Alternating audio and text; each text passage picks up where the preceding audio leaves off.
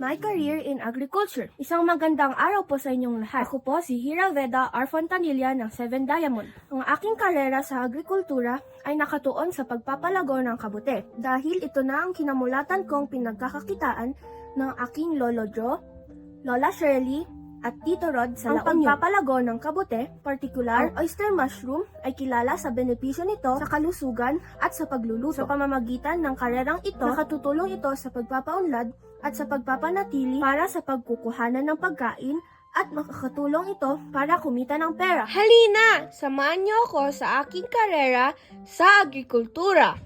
May 4 na proseso ito. Una, paghanda at pag-compose ng sawdust.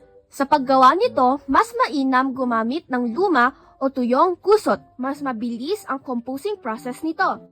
Ang sawdust ay lalagyan ng darak, molasses, o brown sugar at agricultural lime. Ang sawdust ay ang lupa ng mushroom. Dahil dito, ang sawdust ang siyang humahawak ng nutrients na kakailanganin ng mushroom para sila'y lumaki. Ang darak ang nagsisilbing long-term food source ng mushroom. Ang molasses naman o brown sugar ang nagsisilbing immediate nutrition source para sa mga katatanim na mushroom spawn o punla ng mushroom. Ang lime o apog ang nagtatanggal ng acidity sa sawdust.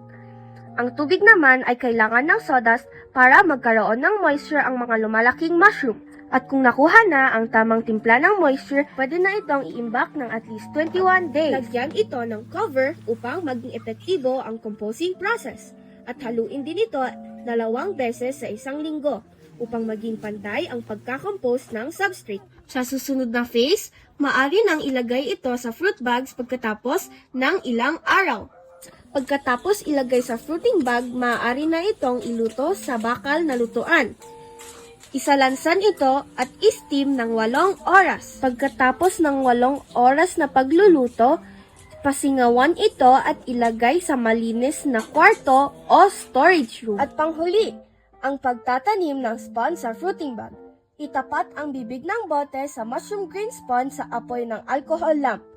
Gamit ang scalpel, paghiwalayin ang magkakadikit na spawn. Tanggalin ang cotton plugs at maglagay ng sapat na dami ng oyster mushroom green spawn sa sterilized na fruiting bags. Malalaman mo ng iyong bag ay handa ng mamunga kapag ang buong substrate ay natatakpan ng maliwanag na puting mycelium young. Wala! Eto na! Samahan niyo akong mamita sa mga ibibentang oyster mushroom.